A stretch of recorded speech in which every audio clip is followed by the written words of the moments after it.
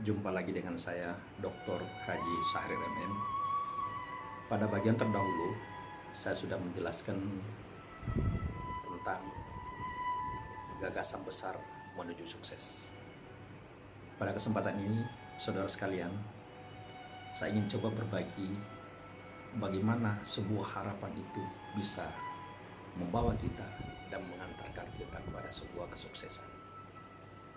Saudara sekalian, orang yang bangkrut itu bukan orang yang kekurangan harta, bukan orang yang kehilangan harta benda, bukan orang yang kehabisan harta benda, tetapi orang bangkrut adalah orang yang tidak memiliki harapan. Saudara sekalian, begitu pentingnya harapan ini dalam diri kita mempengaruhi kesuksesan dan keberhasilan hidup kita.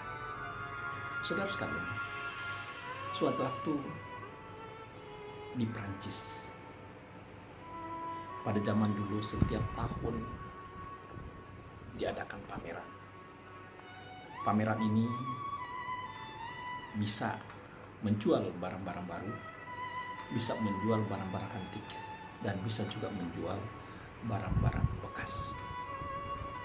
Saudara sekalian, pada saat itu layaknya di negeri kita ini ada yang berdagang dengan berbagai macam dagangannya, ada yang menjadi peramal, dan berbagai macam aktivitas yang dilakukan selama pameran itu berlangsung.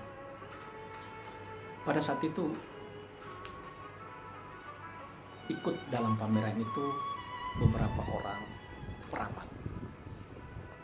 Mereka berada pada tempat-tempat yang sudah ditentukan.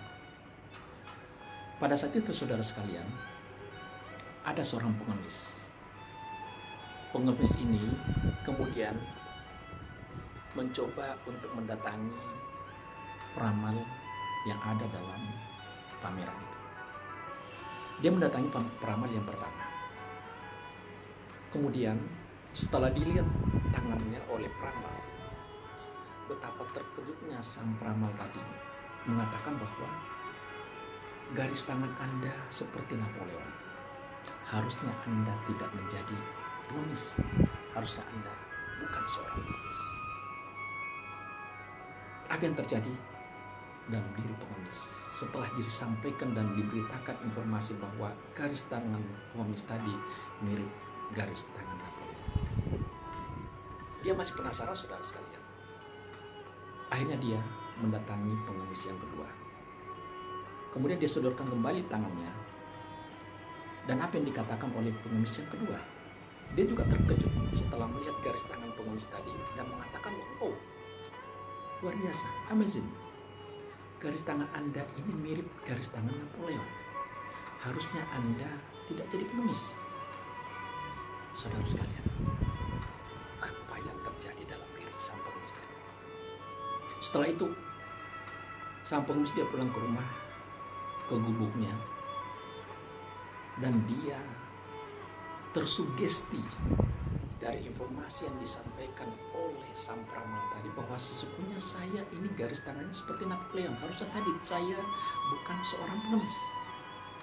Apa yang dilakukan saudara sekalian?